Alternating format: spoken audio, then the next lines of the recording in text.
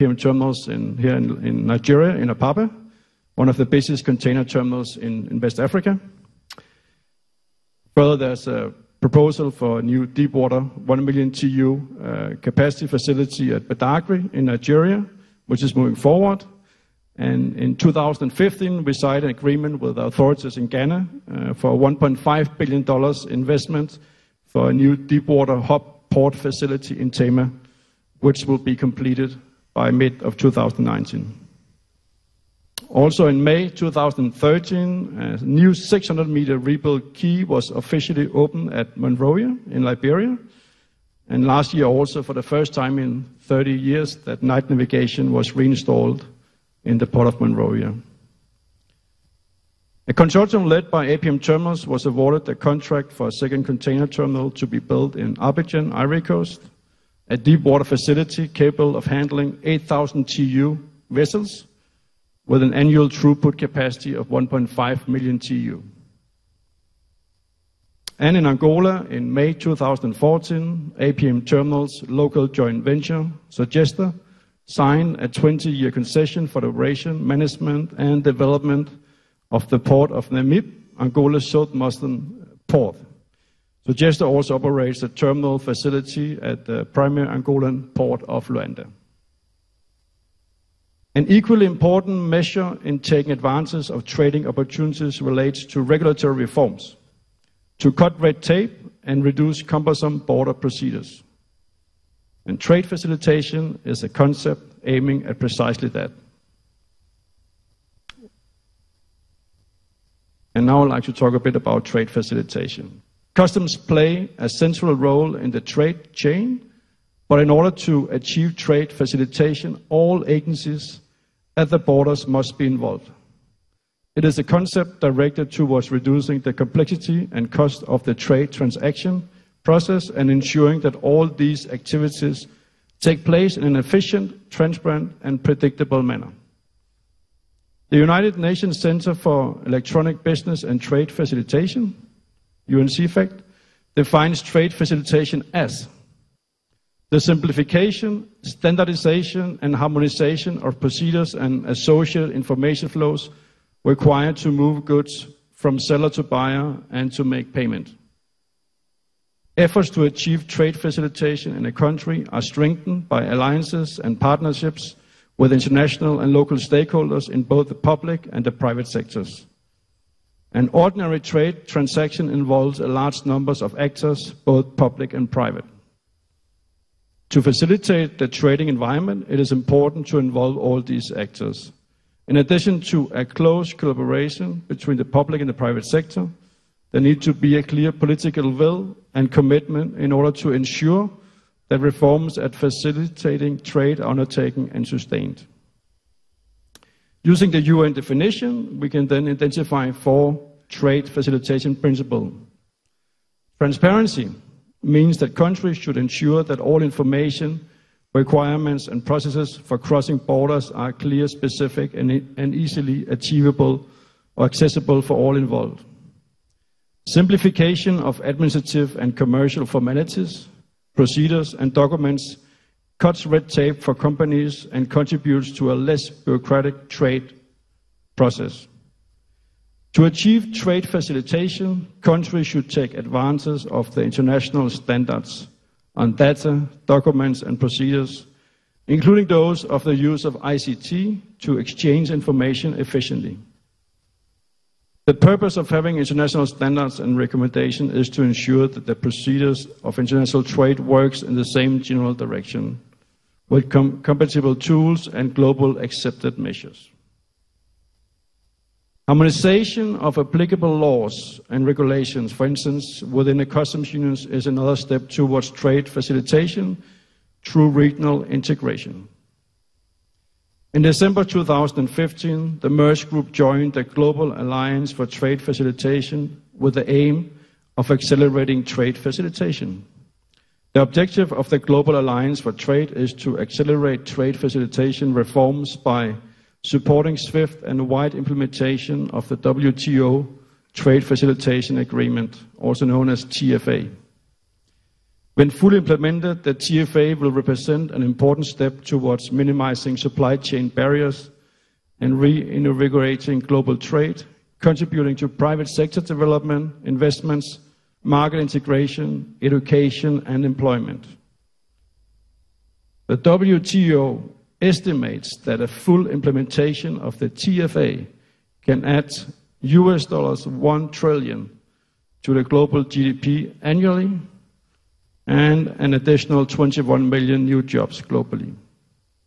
The Maersk Group will use its local expertise to support the implementation of the Global Alliance for Trade Facilitation and stimulate local growth, adding value with our knowledge and insight of global and regional trade patterns and barriers.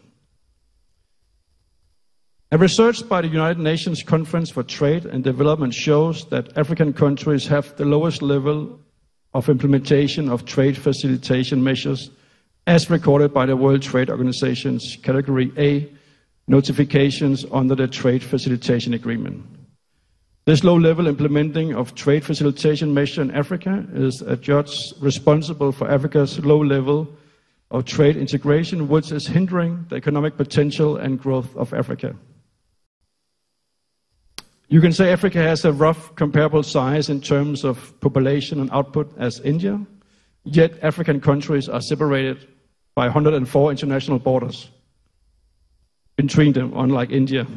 Facilitating cross-border trade is key for any further economic integration. Trade facilitation implementation is also necessary for overseas trade. It is particularly relevant for the participation of African countries in global value chains and trade in manufactured goods. Today, custom processes can involve large amounts of documentation that typically are not digitalized. This and lack of coordination between private and government actors adds unnecessary waiting time and delays to traded goods, resulting in added inventory cost and the risk of penalties for importers and exporters. Maersk Group has funded several impact studies over the past couple of years into how optimization of documentation processes, elimination of tariff, and investment in infrastructure can remove bottlenecks impacting competitiveness, jobs, tax, and reinvestments.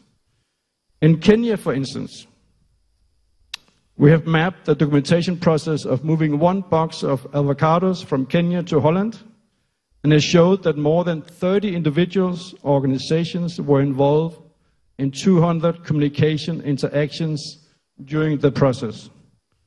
Maersk is now working with partners in the region on a project to showcase how digital processes could reduce these costs. Another example, in India, the indirect and hidden cost of trade across pharmaceuticals, textiles and garments, electronics and auto parts sectors accruing from delays and unreliable transportation services amount to as much as 38 to 47% of the total cost and logistics cost. This is due to the fact that for each container transported to and from India, there's a high variation in lead time of 38 to 66 hours. Reducing these indirect costs of trade by 10% has the potential to generate additional export for India of up to 5 to 8%. So what is the government in India doing about it? Well, actually, recently the government in India has started direct port delivery initiatives, which has guaranteed that at least 30% of the cargo arriving in Mumbai ports are cleared within 48 hours. We are also optimistic that here in Nigeria, that the Presidential Enabling Business Environment Council's reform with respect to trade across borders in Nigeria will result in improved trade facilitation. In the Maersk Group, we do recognize our role in enabling trade as one of the most important contributions to society. Our know-how and investments in port developments and roads in both mature and emerging markets are considerable catalysts for growth. So, in conclusion, we believe international trade is predominantly seaborne and has a direct relationship on the development and growth of any economy, especially in developing economies in Africa. It is therefore important that Africa economies actively engage in international trade, increase efficiency of their ports and border processes, and reduce bottlenecks in import and export processes to enable efficient and effective trade across borders. Trade facilitation measures are in themselves positive steps towards human, enterprise, and institutional development. They help small traders enter the formal sector, make economic activities more transparent and accountable, promote good governance, generate better quality employment, strengthen IT capabilities, and generally help modernize society by bringing benefits in terms of administrative efficiency. Many trade facilitation reforms also have a regional dimension in their implementation.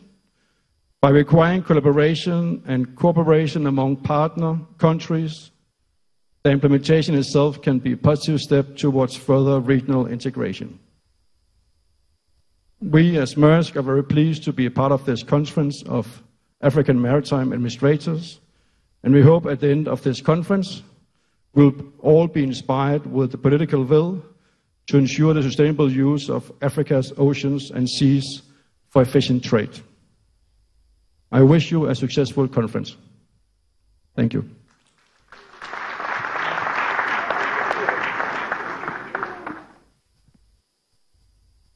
Thank you very much, Mr. David Skov, representing